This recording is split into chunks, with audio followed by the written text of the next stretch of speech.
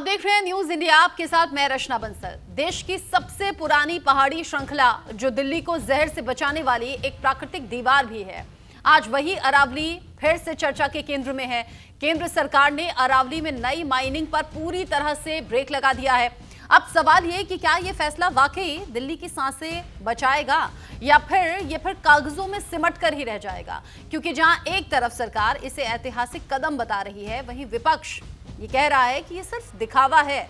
तो आखिर अरावली पर सरकार ने क्या बड़ा दांव खेला है? क्या माइनिंग माफिया पर सच में लगाम लग पाएगी? ऐसे तमाम सवाल हैं जो उठ रहे हैं। और ये सवाल क्यों उठे? क्योंकि अरावली को लेकर सुप्रीम कोर्ट की तरफ से जो टिप्पणी सामने आई, उसने कई लोगों की चिंताओं को बढ़ा दिया।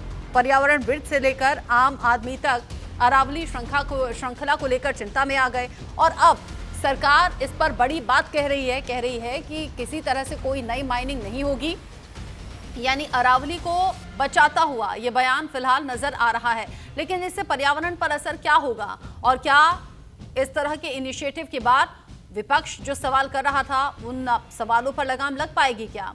ये सवाल ऐसे हैं जो लगातार अभी चर्चाओं में बने हुए हैं। और पिछले कुछ दिन से हम ये भी देख रहे हैं सुप्रीम कोर्ट की टिप्पणी के बाद ही कि सेव अरावली ऐसे कई हैशटैग्स हैं, ऐसे कई सोशल मीडिया हैंडल्स हैं जो कि अरावली को बचाने के लिए बढ़ चढ़कर आगे आ रहे हैं।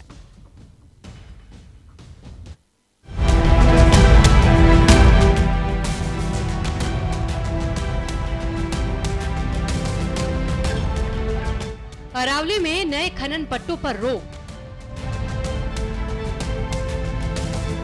संरक्षित क्षेत्र का किया जाएगा विस्तार, केंद्र सरकार करेगी अरावली की रक्षा।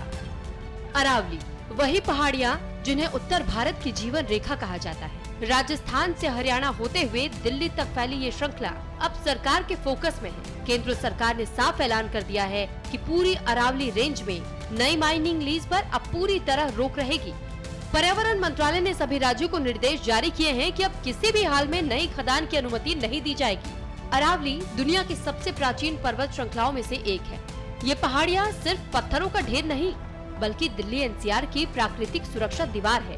अरावली ही रेगिस्तान को आगे बढ़ने से रोकती है, धूल और प्रदूषण को फिल्टर करती है और जमीन के नीचे पानी को रिचार्ज करती है। अगर अरावली कमजोर पड़ी तो दिल्ली में हवा जहरीली होगी, तापमान बढ़ेगा और जल संकट और गहराएगा। अरावली करीब 15 जिलों में फैली है। झुंझुनू, सीकर, अलवर, जयपुर, अजमेर से लेकर उदयपुर और डूंगरपुर तक। सरकार का मानना यह है कि यही पहाड़ियां दिल्ली को रेगिस्तान बनने से रोकती हैं, हवा को फिल्टर करती हैं और भूजल को जिंदा रखती हैं। और जिसे लेकर सरकार का बड़ा फैसला आया है। नई माइनिंग पर पूरी तरह से प्रतिबंध लगा दी गई है। अब ICFRE वैज्ञानिक प्लान बनाएगा, नो गो जोन्स तय किए जाएंगे, पर्यावरणीय वहन क्षमता का आकलन होगा, पब्लिक डोमेन में होगा प्लान। सरकार ने साफ कर दिया है कि जो खदानें पहले से ही चल रही हैं, उन पर भी सुप्रीम कोर्ट के आदेशों के मुताबिक सख्त निगरानी रखी जाएगी। लेकिन इसी बीच सियासत भी गर्मा गई है। सरकार का दावा है ये फैसला पर्यावरण बचाने के लिए ऐतिहासिक है। अरावली को बचाना मतलब देश का भविष्य बचाना। वहीं कांग्रेस का आरोप है कि पूर्व पर्यावरण मंत्री जयराम रमेश कहते हैं सरकार अरावली की परिभाषा बदलकर लोगों को गुमराह कर रही है, नीतियाँ साफ नहीं है। पिछले दिनों से जिस प्रकार से केंद्रीय मंत्री भूपेंद्र यादव जी बयान दे रहे हैं और यहाँ के मुख्यमंत्री भजन लाल जी भी बयान दे रहे हैं कि हम किसी प्रकार से अरावली में खनन नहीं होने देंगे। हमने जो क्वेश्चंस उठाए थे आज तक 3 बार मैंने बातचीत की है मीडिया से, उसका आज तक जवाब नहीं आया।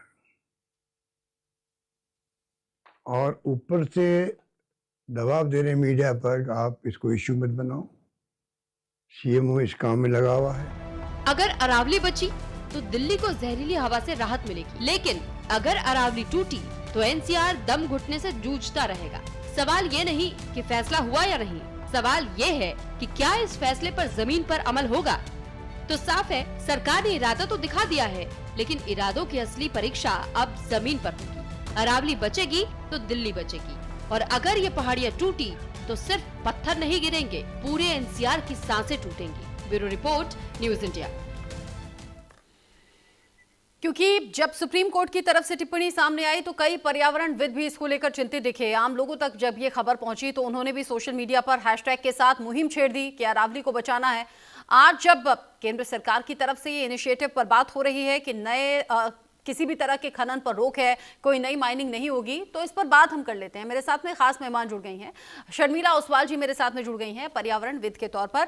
आपका स्वागत न्यूज इंडिया पर। शर्मिला ओसवाल जी, केंद्र सरकार का ये इनिशिएटिव धरातल पर क्या उस तरीके से काम कर पाएगा जो चिंताएं अभी पिछले कुछ दिन में आम लोगों की बढ़ गई थी, और ये चिंताएं सिर्फ दिल्ली तक सीमित नहीं थी, अलग अलग राज्यों तक जा रही थी? नमस्कार।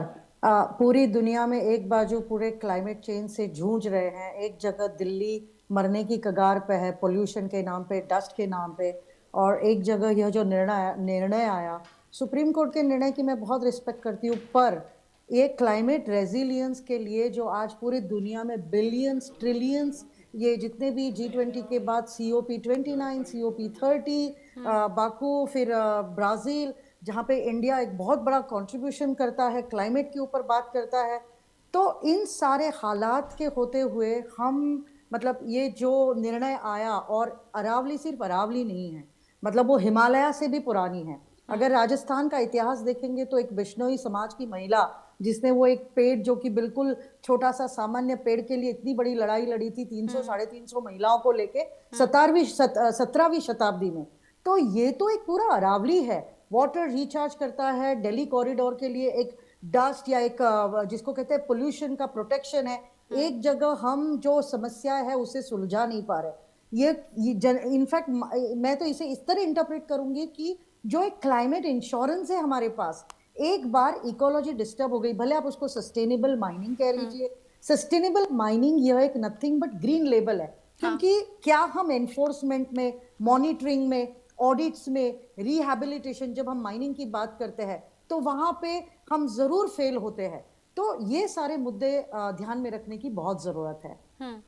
आपने कहा इन सब मुद्दों का ध्यान रखा जाएगा। नई माइनिंग पर फुल तरीके से ये जो ब्रेक लगाने की बात है, अब अलग अलग तरीके से ये बातें हो तो रही हैं, लेकिन लोगों को डाउट इसमें है कि क्या इसे सही तरीके से इम्प्लीमेंट किया भी जाएगा या फिर नहीं।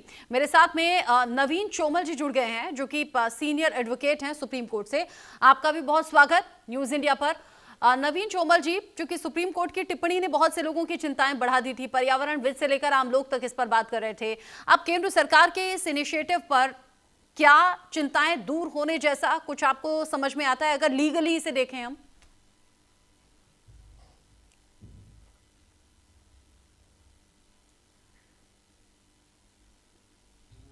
नवीन जी शायद आप म्यूट हैं, एक बार चेक करें, अनम्यूट कर लें खुद को।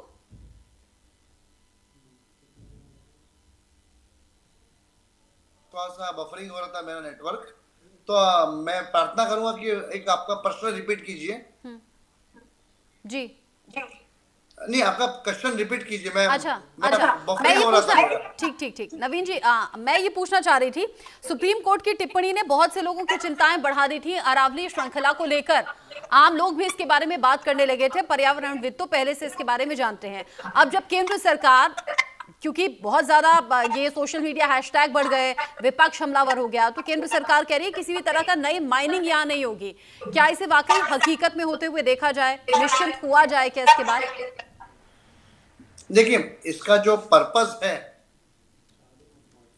कि अरावली जो पर्वत श्रृंखला है वो अनेक राज्यों में से होके गुजरती है, तो देखा यह गया था कि अनेक अलग अलग राज्य अपने हिसाब से इसको नियम इम्प्लीमेंट करते हैं और उसमें कोई समानता नहीं रहती है।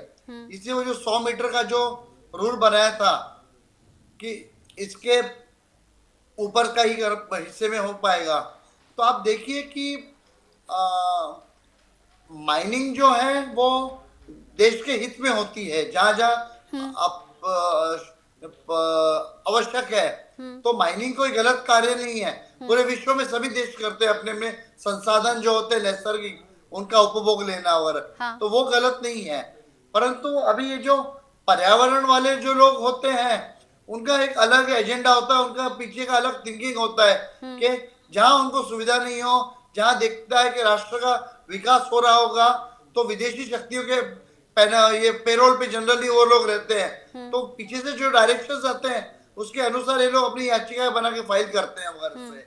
तो मेरा खुला कहना है कि जो प्रयास है केंद्रीय सरकार के कि एक यूनिफॉर्म लॉ बन जाए कि जितने भी राज्य हैं अरावली श्रृंखला के कवर करते हुए, तो सब जगह का नियम एक समांतर हो और उसे केंद्र सरकार उस पर बराबर नियंत्रण कर सके। आप कह रहे हैं, हाँ, आप कह रहे हैं समान तरीके से इस पर नियम होने चाहिए। अच्छा नवीन शमाल जी, जब चूंकि ये मसला पिछले कुछ दिन में उठा है, विपक्ष जब इस पर सवाल कर रहा था तो कुछ लोग ऐसे भी थे जो सामने आ गए, कहने लगे भाई राजस्थान में अगर पूर्व मुख्यमंत्री इसको लेकर बड़े चिंतित नजर आ रहे हैं तो वो ये ध्यान रख लें जब वो मुख्यमंत्री थे कई टेंडर तो उनकी तरफ से ही पास किए गए जो अरावली श्रृंखला के लिहाज से ठीक नहीं थे, तो फिर आज कैसे उन्हें हक बनता है सरकार से सवाल करने का। हम देख रहे हैं कहीं ना कहीं इस पर सियासत भी ज्यादा हो रही है, मतलब हम असल मुद्दों से शायद भटक रहे हैं। नहीं, इसीलिए अपने जैसे जो चैनल्स हैं उनकी मैं सराहना करता हूँ और सम्मान करता हूँ कि पूरे राष्ट्र में जागरूकता फैलानी चाहिए अपन ने कि आज जो विपक्ष की भूमिका है, आप तुलना कीजिए जो विपक्ष में अटल बिहारी जी ये लोग बैठते थे तो उन्होंने जो मुद्दे उठाए थे वो राष्ट्र को हानिकारक नहीं थे।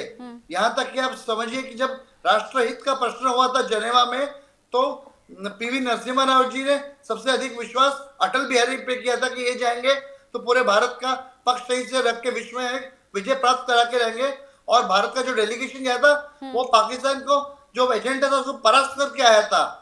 पर तो आज का विपक्ष आप देखिए वो जो जनता की जो मेमोरी है वो बहुत वॉलेटाइल होती है, उसका दुरुपयोग करती है।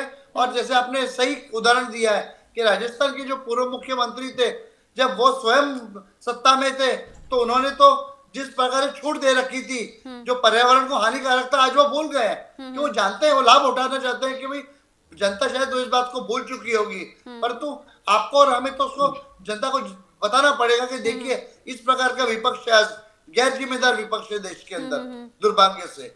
हमने तो स्पेशली इनफैक्ट एक रिपोर्ट भी चलाई थी कि आज आप सवाल कर रहे हैं तो कल बीते कल में आपने क्या किया, वो भी जरा देखिए समझिएगा। अच्छा शर्मिला ओसवाल जी, चूंकि आप पर्यावरणविद के तौर पर जुड़ी हुई हैं, हम अलग अलग टाइम पर जब अलग अलग घटनाओं का जिक्र करते हैं पर्यावरणविद हमारे साथ में जुड़ते हैं, फिर चाहे वो क्लाइमेट चेंजेस हो, पानी की कमी हो या फिर हवा जो पोल्यूटेड हो रही है उसकी बात हो, ये अलग अलग चेंजेस हैं जो पिछले कुछ साल में मेजरली देखे गए हैं। ऐसे में अगर अरावली श्रृंखला पर जो खतरा हम पिछले दिनों महसूस कर रहे थे, क्योंकि 100 मीटर का वो जो पैमाना नाप दिया गया था, तो फिर किस तरह के दुष्परिणाम मिल सकते हैं आने वाले टाइम में अगर अरावली श्रृंखला को किसी भी तरह से कोई नुकसान हो तो? आप देखिए कि ग्राउंड वाटर रिचार्ज जो है राजस्थान के साथ साथ हरियाणा, दिल्ली, पूरा ही जो वाटर है, जो इवन आज के टाइम में जो पोल्यूशन बढ़ा है उसकी बहुत सारी वजह तो दिल्ली का आसपास ही है, लेकिन अगर अरावली अफेक्ट हो जाती है तो ये तो पूरा ही नर्क बन जाएगा, मतलब हाँ। दिल्ली में कोई रह ही शर्मिला नहीं जी बस सकेगा। 5 सेकंड आपको रुक रही, 5 सेकंड। नवीन जी प्लीज आप म्यूट कर लें क्योंकि आवाज एको कर रही है आपकी तरफ से, प्लीज। क्षमा चाहता हूँ मैं। जी जी शर्मिला जी अपनी बात पूरी ग्राउंड देखिए, आज वाटर का, पानी का सबसे बड़ा मसला है, तो ग्राउंड वाटर रिचार्ज जो है तो अरावली तो सबसे बड़ा एबंडेंस है। हाँ। अगर अरावली ही नहीं रहा या अगर इस पे कोई भी प्रकार की अगर ये आ जाती है तो पूरा मतलब सिर्फ हवा नहीं, पानी नहीं, मतलब जीने के जो मायने हैं, मतलब I am very sorry to say कि एनवायरमेंटलिस्ट कोई विलेन नहीं होते हैं, या अगर मेरे जैसे है तो मैं बिल्कुल विद द लॉ बैकग्राउंड भी कहूंगी कि आर्टिकल 21 भी इसे बिल्कुल प्रोटेक्ट करता है। तो सिर्फ प्रोटेक्शन ऑफ अराइवली से के साथ साथ हमारी कॉन्स्टिट्यूशनल ड्यूटी भी है, और उसी कॉन्स्टिट्यूशनल ड्यूटी में हमें पानी का भी ध्यान रखना है, हमें हवा का भी ध्यान रखना है, और आने वाली नस्लें, आने वाली जनरेशंस, हम आने वाली जनरेशंस का सोच ही नहीं रहे। डेवलपमेंट करना है हमें बट विदाउट डिस्ट्रक्शन, मतलब ये थीम जो है ये बहुत इंपॉर्टेंट है। डेवलपमेंट होना चाहिए पर सस्टेनेबल माइनिंग खाली एक ग्रीन लेबल बन के ना रह जाए। तो पॉलिसीज जो है हमारे, क्या यह मतलब इको फ्रेंडली या अरावली को प्रोटेक्ट करने में क्या उतनी समर्थ पॉलिसीज है? यहाँ हमने लड़ने की बजाय विपक्ष क्या कह रहा है या गवर्नमेंट क्या कह रही है, मैं तो ये जानती हूँ कि हमारे प्रधानमंत्री जी ने एक पेड़ माँ के नाम जो संकल्प दिए है, अगर एक पेड़ माँ के नाम इतना विस्तृत चल सकता है, एक मिशन बन सकता है, तो अरावली तो एक बहुत बड़ा खजाना है। मतलब एक पेड़ जिसको हम कहेंगे कि जो मिलियंस बिलियंस ट्रिलियंस जो अरावली है, उसे आई थिंक हमारा एक सबसे बड़ा संकल्प लेके हमने इसे 100% बचाना ही है। जो ये इकोलॉजिकल लैंडस्केप है, इसे बचाएंगे तो तभी दिल्ली बचेगी, तभी आने वाली जनरेशंस को हम प्रोटेक्ट कर पाएंगे, उनको शुद्ध हवा अच्छा, मिलेगी, चूंकि बात अभी पानी दिल्ली की हो मिलेगा। रही है, लेकिन जैसे मैंने कहा कि अलग अलग राज्य जो हैं वो प्रभावित हो सकते हैं। अच्छा शर्मिला जी, अगर आपको याद हो, पहले भी एक शो में हम और आप बात कर चुके हैं, तो आप कैसे विमेंस के लिए या मिलेट्स के लिए या फिर पर्यावरण के लिए काम करती रही हैं, बड़ा इंप्रेसिव तरीके से, मैंने वो जाना भी था। राजस्थान से आप जुड़ी रही हैं, राजस्थान किस तरीके से प्रभावित हो सकता है अगर अरावली श्रृंखला के अस्तित्व पर किसी भी तरह का संकट आता है तो? मैं सबसे पहले एक माँ हूँ, जिसे कहते हैं कि क्लाइमेट की, अगर मैं क्लाइमेट शील्ड को अगर प्रोटेक्ट करना चाहती हूँ, राजस्थान से बिलोंग करती हूँ, तो राजस्थान में जो रेगिस्तान, मतलब आज डेजर्ट है, आज पानी की जो समस्या है, अरावली को अगर हानि पहुंचती है तो मतलब दिल्ली का जो नुकसान हो रहा है उससे कई ज्यादा नुकसान ये राजस्थान को होगा। पानी के तौर में होगा, हवा के तौर में होगा, विंड से होगा, और क्लाइमेट जो कि पूरा खत्म। मतलब आज अगर पूरे देश में या वर्ल्ड में अगर हम इसकी ये नापेंगे, जो फ्रीक्वेंसी है या जो इम्पैक्ट है, तो सबसे ज्यादा तो राजस्थान ही इससे गुजरेगा। मतलब दिल्ली तो गुजरेगा ही, लेकिन राजस्थान को जो रेगिस्तान है वो कई ज्यादा गुना से इसके मतलब जो इफेक्ट्स है वो राजस्थान पे आएंगे। सही कह रही हैं आप। अच्छा नवीन चौमाल जी, जो दर्शक अभी अभी हमारे साथ में जुड़े हैं, और चूंकि आप सुप्रीम कोर्ट के सीनियर एडवोकेट भी हैं, सुप्रीम कोर्ट की टिप्पणी के मतलब और मायने क्या हैं, और अब केंद्र सरकार के इनिशिएटिव का मतलब क्या है, आसान भाषा में हमारे दर्शकों को समझा दें प्लीज। देखिए, सबसे सरल शब्दों में ऐसे कहा है कि केंद्र सरकार इस अरावली पर्वत की जो खनन हो रहा है इसमें कोई भी ऐसे बाधा निर्माण नहीं करना चाहती है, परंतु यूनिफॉर्मिटी लाना चाहती है सभी राज्यों में, कि जिस प्रकार से जो नियम बनेंगे उसका सभी राज्य समांतर पालन करेंगे ताकि पर्यावरण का नुकसान नहीं होगा। इसलिए वो जो 100 मीटर्स की जो गाइडलाइंस दी थी कि भाई इससे नीचे रहेगा तो फिर वो संभव नहीं है करना उसका माइनिंग और आप वगैरह से, तो एक सही विकल्प दिया है सरकार, केंद्र सरकार ने आपको। तो इसमें आप देखिए कि पूरे जितने भी राज्य है, दिल्ली, राजस्थान बोलो, मध्य प्रदेश बोलो अगर आगे, तो सब जगह एक समांतर से इसमें माइनिंग हो पाएगी और जिसका लाभ पूरे राष्ट्र को मिलेगा वगैरह से। और रहा बात राजस्थान, जैसे शर्मिला जी कह रही थी राजस्थान में रेगिस्तान है, वो रेगिस्तान अरावली के माइनिंग के कारण नहीं निर्माण हुआ है, वो तो नैसर्गिक अनेक हजारों वर्षों से है वहां पे, हजारों वर्षों से। और कहने की बात यह है कि अभी जो रेगिस्तान की जो लिमिट्स है वो भी कम होती जा रही है, ग्रीनरी असल में अनेक दशकों से अपन देख रहे हैं कि बढ़ती जा रही है। तो ये जो मैं शर्मा जी पे कोई आरोप नहीं कर रहा हूँ, पर परंतु अनेक जो पर्यावरणवादी लोग जो होते हैं, पर्यावरण का जो गलत सहारा लेते हैं, वो समाज को गुमराह करते हैं। तो आप पूरे आपके अपने इस सम्मानीय चैनल के माध्यम से मैं कहना चाहता हूँ कि उनकी बातों पे विश्वास मत कीजिए। तो याद कीजिए कि रचना जी आज से 30-32 साल पहले वही मेधा पाटकर कितना तांडव कर रही थी रास्ते पे उतर के नर्मदा सरोवर प्रोजेक्ट के बारे में, सरदार सरोवर प्रोजेक्ट के बारे में, नर्मदा नदी पे उन्होंने कहा था कि इतना बड़ा डैम बनेगा तो डैम टूट जाएगा, लोग लाखों लोग मर जाएंगे, भूकंप आ जाएगा पानी के कारण। कुछ नहीं हुआ, बल्कि जैसे डैम की हाइट बढ़ती गई, दूर दूर तक पानी पहुंचता गया और देश का विकास ही हुआ है। तो क्या होता है कि अनेक फोर्ड फाउंडेशन जैसे संस्थाएं होती है फॉरेन की, वो इन लोगों को फंडिंग करती है कि तुम अपोज करो। जहां जहां देश में प्रगति होती है, जहां भी देखो आप, ये पर्यावरण वाले आगे खड़े हो जाते हैं कि नहीं, प्रगति नहीं होनी चाहिए। यहाँ तक कि अभी मैं थोड़ा सा डाइवर्ट करता हूँ एक क्षण के लिए, कि यहाँ तक कि अंडमान निकोबार में भी अपन जब देश प्रोग्रेस कर रहा था तो कांग्रेस वालों ने अपोज करना चालू कर दिया, ये पर्यावरण के नाक पे, ताकि स्ट्रेटेजिक जो एडवांटेज भारत को मिलेगा चाइना के विरुद्ध में वो नहीं मिल पाए। तो मैं वापस अरावली पे आता हूँ। तो आप इस प्रकार की जो मिनरल्स है उनका माइनिंग तो आवश्यक है। जैसे आज रेयर अर्थ के लिए जो हम दौड़ कर रहे हैं, तो हमारे देश में भी रेयर अर्थ मिनरल्स है जो राजस्थान में भी उपलब्ध है। तो आज आवश्यकता है कि हम उसका निर्यात ना करे फॉरेन से, और हमारे देश में ही उनका खनन करके बराबर अपना एक आत्मनिर्भर भारत की तरफ बढ़ते रहे वगैरह। ठीक है। जी। हालांकि पर्यावरणविद को लेकर आपने जो बातें कही उससे थोड़ा सा अलग जो आम लोगों का सोचना है, और पर्यावरणविद जिस तरीके से इस मुद्दे पर चर्चा कर रहे हैं तो उनके अपने पॉइंट्स हैं या फिर उनकी अपनी जो कंसर्न्स हैं वो पर्यावरण को लेकर हैं, अरावली श्रृंखला को लेकर हैं। बहरहाल आप दोनों ही मेरे साथ में जुड़े, बहुत बहुत शुक्रिया। शर्मिला जी, सॉरी मेरे पास टाइम नहीं है, शर्मिला ओसवाल जी, साथ ही साथ नवीन चोमाल जी, बहुत बहुत शुक्रिया आप दोनों का साथ में जुड़ने के लिए। अरावली पर सरकार ने जो बड़ा फैसला दिया है उसमें नए खनन पट्टों पर रोक है, संरक्षित क्षेत्र का विस्तार किया जाएगा, केंद्र सरकार अरावली की रक्षा करेगी, ICFRE बनाएगा वैज्ञानिक प्लान भी, और नो गो जोन्स तैयार होंगे, पर्यावरण वहन क्षमता का आकलन होगा, पब्लिक डोमेन में ये प्लान होगा, कोई भी माइनिंग अब लीज पर नहीं दी जाएगी नए तौर पर। तो ये सभी इनिशिएटिव हैं जो केंद्र सरकार ने लिए हैं।